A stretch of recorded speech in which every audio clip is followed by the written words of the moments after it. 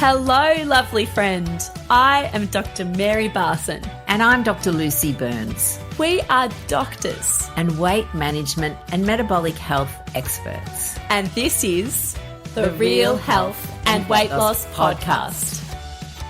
Hello, lovelies. We are super excited to be bringing you this series in menopause where we're interviewing guests on their expert subject regarding perimenopause, menopause and beyond. As always, any information in this podcast is just considered general advice, and we would urge you to seek medical attention if you have any concerns about your health. If you're interested in exploring the symptoms of menopause or perimenopause, we have a checklist which you can download at our website, rlmedicine.com/checklist, or as always, you can click the link in the show notes. Thanks, lovelies. Enjoy this series. Good morning, gorgeous listeners. How are you this morning? It is a beautiful day in Melbourne, and I hope it's a lovely, wherever you are in the world, whether it's beautiful sunshine or maybe some snow if you're a ski bunny, who knows. But this morning, I am joined as part of our menopause series by one of our guest experts. Her name is Dr. Ivana, and like me, she's a lifestyle medicine physician, passionate about lifestyle options for women and just giving, I guess, women all the options, all cards are on the table. She has a special interest in psychological medicine, so we're going to be talking about that today. Welcome to the podcast, Ivana. Hi, Lucy. Thank you for having me. Oh, you are welcome, gorgeous woman. One of the things that I have been so impressed about is, again, your approach to helping women with menopausal symptoms, particularly in the fact that it's offering them a skill set that they may not have had. And that's basically what we're going to be talking about today. One of the things I always like to start with, though, and again, I have said this a few times, but I love to repeat it on the podcast because people get confused. Menopause, postmenopause, premenopause, perimenopause. What are all the pauses? Big M word, isn't it? Perimenopause is, I would say, everything that's happening to us when we start transitioning from quite fairly regular cycling, menstrual cycling, when we start transitioning towards our last menstrual period. So it can be anything from 1 to 10 years, and it's very individually different for every woman. Menopause is literally your last menstrual period. So that's the day in your life when is your last menstrual period, and after that you don't menstruate anymore, which for some women can be tragic. For some women it can be quite a celebrative event. So it's also very different for every single woman. And postmenopause is basically everything that's happening after that in life. And for most of us, it's actually another 30 to 40 years, which is a big chunk of life. So we really want to have a good quality life. And that's why I'm so really passionate about menopausal health, because I think we all want to live a good life. Yeah, absolutely. And it's interesting, isn't it? Because when we talk about teenagers or kids going through puberty, and we know that that's a very, time of upheaval in their life, and everyone will go, oh, puberty, and there's, some kind of gnashing of teeth of the parents as they navigate that life with their children who are, hormonal and all over the place and happy one day and crying the next. And all of that's wildly accepted. And nobody talks about that as, well, we're starting to, but nobody did talk about that as the same. It's like the same thing in reverse for peri. It's totally amazing. It's a mirror image of puberty. But it's really amazing how nowadays, in the last so many generations, we are really holding our teenagers, and we are very aware of fragility of that stage. But no one is really holding perimenopausal women. They are so dismissed most of the time, and they are lost in that process and very often ashamed. So I think it's really great that we are starting these conversations in a public space, because that's actually creating that safe space for this transition. Oh, absolutely. And what I'm hoping over time is that the stigma, the way that people weaponize it, as in, oh my God, they're so hormonal, or when women are told you're just hormonal, and it's like, well, hang on, just hormonal, like it's nothing. Just hormonal is everything. Like just hormonal is actually the reason. Yes, I am just, it's not the just, I am hormonal. I've got hormones that are wildly fluctuating, giving me physiological symptoms that are outside of my control at its very basic function. And it's weird. It's just weird that it's used to denigrate us. Easily dismissed, I would say. Yeah. Yes. Absolutely. So, Ivana, you run a menopause clinic in your general practice? Yes, I do. Yes, tell us a bit about that. I run menopause clinic, which is not really standard GP clinic, but it's a menopausal health GP clinic. It's different because it takes 1 hour. The consultations are 1 hour long. And I really try to give some space and time to explore together with my patient their life journey, their physiology, their psychology, their life circumstances, and then we together make a plan how we can move forward depending on their symptoms and also depending on their other health conditions and health risks.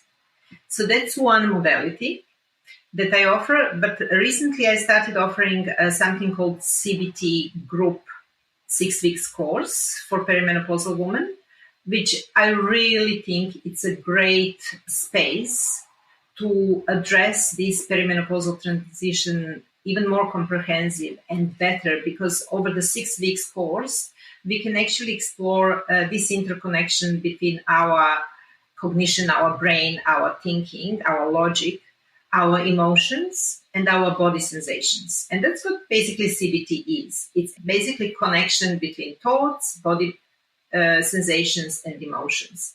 Very often we walk through our lives not knowing that there is a big interplay constantly happening in our body between these three modalities of our humanity.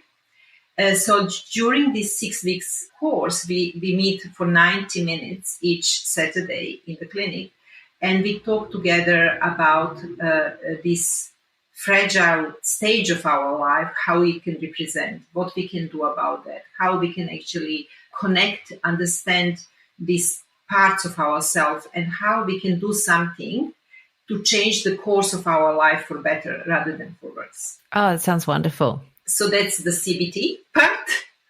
And I also do online health coaching / therapy, which is basically one-on-one talking to my patients, how they can actually change the lifestyle, how they can change the way they live their life, how they can understand better, again, to live healthier lives after the last menstrual period. Yeah, absolutely. And it's interesting because we often talk about how there'll be sentinel moments in a woman's life where they sort of take notice of what's going on. And, you know, in particular, I think one of the biggest ones is always pregnancy. You know, women that are planning a pregnancy and then become pregnant spend a lot of time making sure they're looking after themselves. They eat well, they do specific pregnancy-related exercises and all of those things. That, you know, if they were smoking, they stop smoking. Most women stop drinking. There's a lot of care that goes on to looking after yourself in that. And pregnancy is a transition state as well. And I think that we need to start the conversation around menopause having the similar level of care and attention that it needs, that this is a significant part of your life where there, you know, yes, like pregnancy, lots of hormones, but that there's lots of things that you can do about it. And you don't need to be, you know, sometimes I think people feel like they're just you know, those little daisies, like those thin, what are they called? Japanese wind flowers they are. And they're these tall flowers. They're very lovely, but they're at the mercy of the wind. They just have to move whether the wind decides to blow hard or not blow hard that day. They've got no sort of autonomy. And we don't have to be like that. Like, yes, menopause can be like the wind and it'll come along and it might blow hard for some women, much harder for other women, but we don't have to just take it. Absolutely. And it's all about being flexible in that approach, understanding what can I change and what I cannot change. So how can I adapt to that? Yes, absolutely. Yes. What is in my control and outside of my control. I love that. That's great. For example, my physiology, that I'm going through this normal, natural transition of my life, is something that I can't reverse or change. I can't change my genetic makeup, with what genes I'm born in this world. I can't change the upbringing that I had when I was little. But I can understand how that can influence my life now and for the future, and what things I can do now in everyday life to actually turn all these things to work for me, not against me. Indeed, indeed. In fact, we have a little saying, and I often have to caveat because sometimes people feel a bit triggered by it. But and again, this is looking at, say, metabolic health and weight gain, that being overweight is not your fault, but it is your responsibility. And there's lots of reasons, and people will go, oh, no, it is my fault because I ate all the food or I ate all the junk or whatever. And I always go, no, we've got to look at why you did that. And that is a combination of so many things, of family circumstances, of modeling, of trauma, of all the things, and then genetics. I think the thing that we need to recognize as women is that people have different symptoms. 20% of women cruise through menopause with no symptoms. Huzzah for them. Lucky them. Yeah, lucky, which means 80% of women will have some symptoms, and for some women, they're extreme. You know what, Lucy? I've heard that statistics many times, and it made me wonder, when the statistic was made, because what I think is happening, if we just move from that data to something else, that actually in the Western world, more women are actually suffering from perimenopausal transition than in some other parts of the world, like Asia. Then I'm thinking this statistics about 20% of women not having any symptoms cruising through perimenopause. When was statistic made? Because the world is changing, the world is faster, there is more stress, there is less community support, there is more issues happening and more burden on a woman as a carrier of the family life. So I think if we start doing this statistical research now, I'm just betting that the numbers would go from 20% cruising down to maybe 5% cruising. Indeed, they could well be. You may well be right. It's my theory. It's nothing proven, but it's totally just the way of thinking, Well, I guess if we often talk about a concept called the metabolic triad, which is insulin, cortisol, and estrogen. So we know those three hormones are intrinsically linked. So we know in menopause, estrogen will go down, which means insulin will rise and potentially cortisol will rise. But it's sort of a side issue here is that we know that, again, I don't have any studies to quote on this, but women's role in 2024 is vastly different to women's roles in the 1950s, for example. And yes, women, did work at home. And again, it's easy to reflect and kind of make up stories. But my thoughts are that their attention wasn't quite as divided as it is now.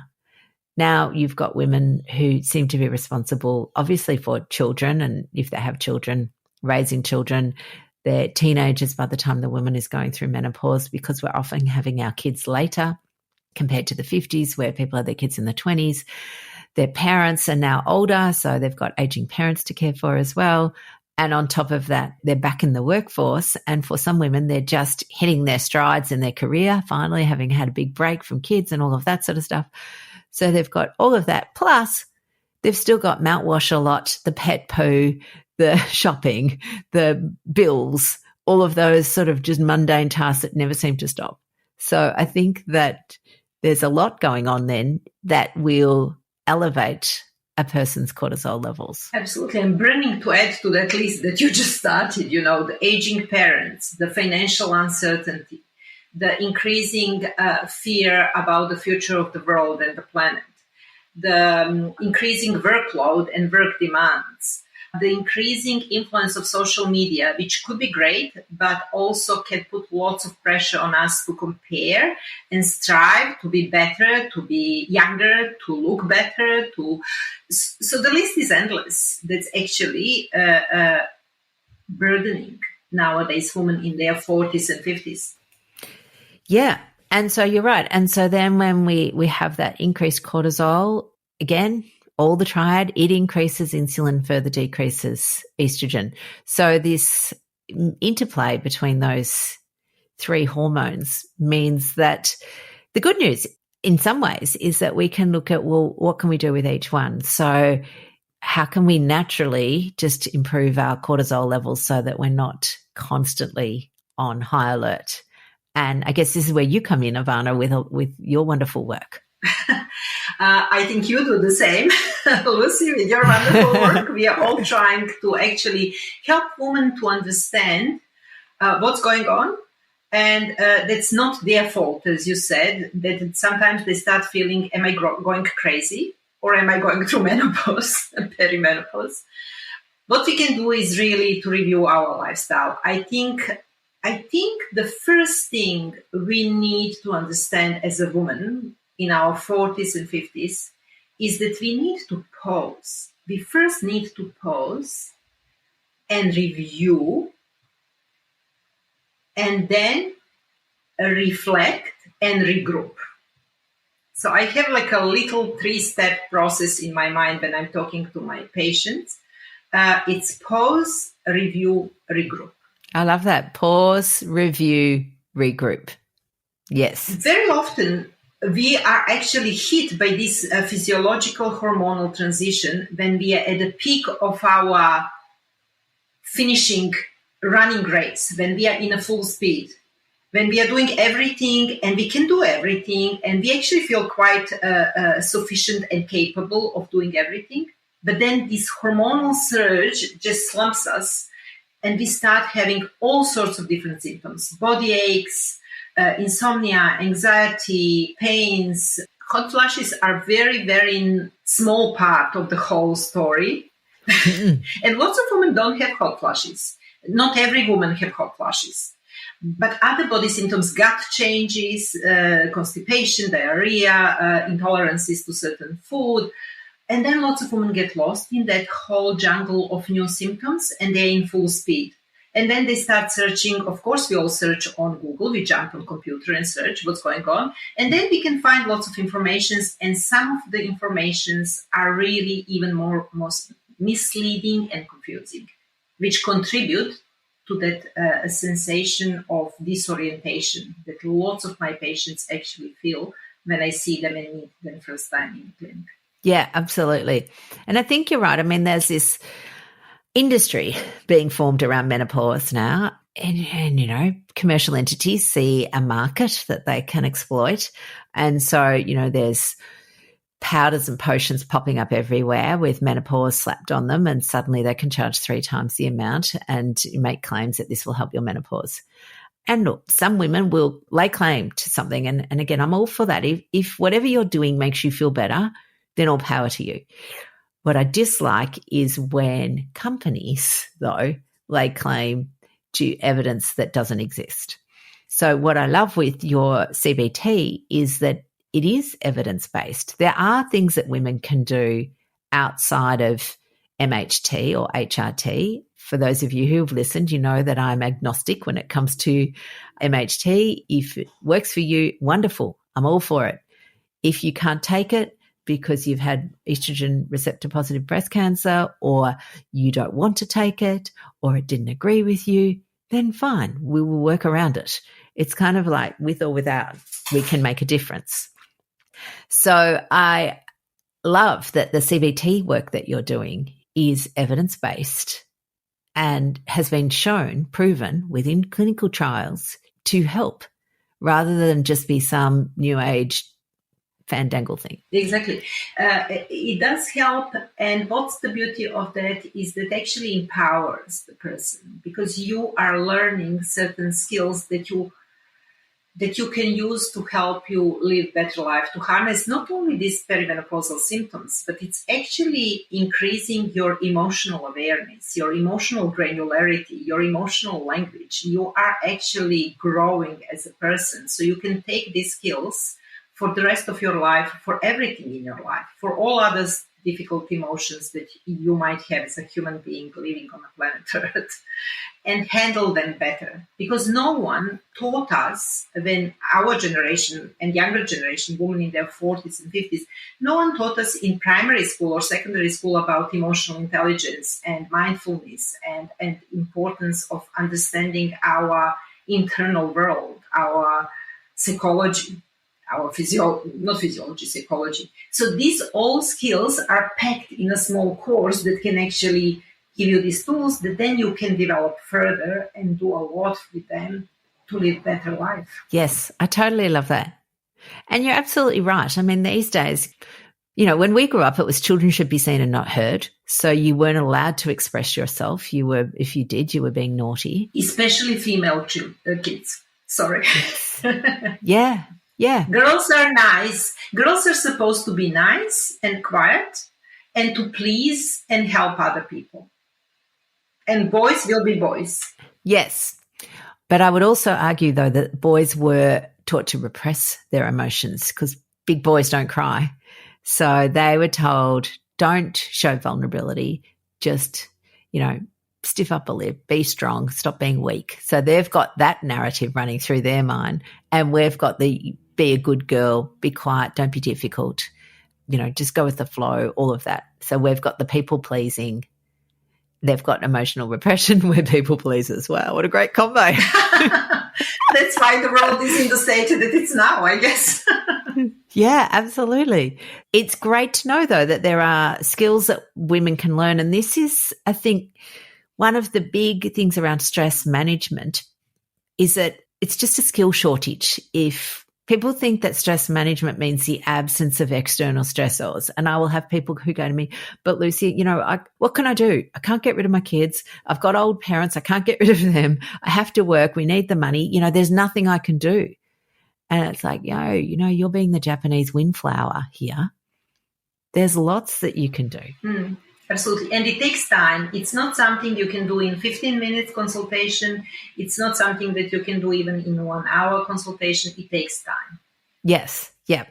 So what I love then with your 6-week program, it's not in 6 weeks, we can fix you. It's a 6-week learning program. Like you're learning the skills that you will then take into your life forever. And empowering you to actually go inside and find all these capacities that you always had but forgotten. Yeah, absolutely. I love that. And I love the empowering word because I know people, again, it's another word that gets bandied about. But the way I like to think about it is that if you're empowered, then you have capacity to make decisions, knowing the consequences or the actions or the results, whatever word we like to use, around those decisions, rather than feeling, again, like you've got no control, that you're just that Japanese windflower. You actually can decide that, unlike the Japanese windflower, that you can do things. Exactly. I love that. So, Ivana, if people wanted to contact you, if they wanted to work with you, how do they find you? They can find me on my website, drivana.com.au. I offer a free first consultation, which is basically a discovery call. So we can actually have a quick chat, so they can see me, they can have a quick chat with me and have some sort of understanding what I do, how I work.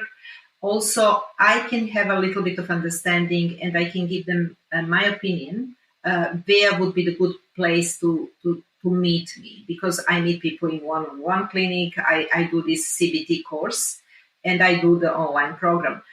If they are interested in the CBT program, they can contact the clinic where I work, which is called Maxwell Medical Group. Maxwell Medical Group, was it? Yes. And the clinic is based in Braybrook, which is western part of Melbourne, near Footscray.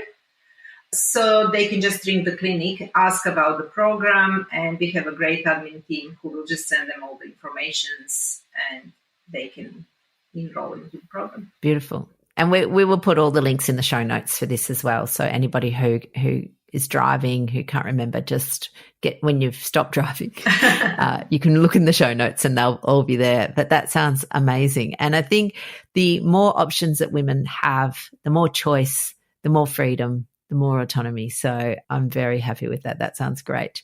So 3 things that you would recommend for any menopausal women. So whether you're pre, post, peri, what do you reckon are your 3 big game changers? So for all women in their 40s and 50s, avoiding the M word, I think it's very important to remember this pause, review, regroup. You don't need to suddenly stop your life, but you need to just maybe slow down and review your life, and then regroup the way how you live your life. The stress management, good sleep, and the community, the people that we are surrounded with are very important part of that process of pause, review, and regroup. Because if you are totally sleep deprived, if you are surrounded with people that are constantly triggering your anxiety, it's very hard to do that. Indeed. I love that. Perfect. Good. Well, Dr. Ivana, thank you so much for sharing your wisdom with our community. I very much appreciate it. And lovely ladies, if you're out there, know that you don't have to be a Japanese windflower, that you can develop skills, that you can learn empowerment, and that you can live your best life. I know that's a boring old Instagram hashtag best life, but that's basically what we're all wanting to do. And the thing is, it doesn't have to be your best life every single day, because we all have bad days.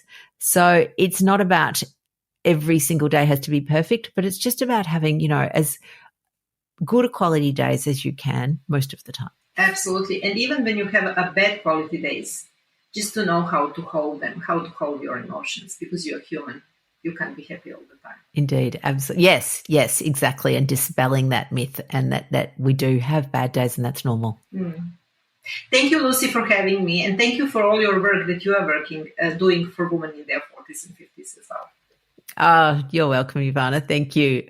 All right, gorgeous people. We will see you next week with another episode of the Real Health and Weight Loss Podcast. Take care, peeps. Bye now. The information shared on the Real Health and Weight Loss Podcast, including show notes and links, provides general information only. It is not a substitute, nor is it intended to provide individualized medical advice, diagnosis, or treatment, nor can it be construed as such. Please consult your doctor for any medical concerns.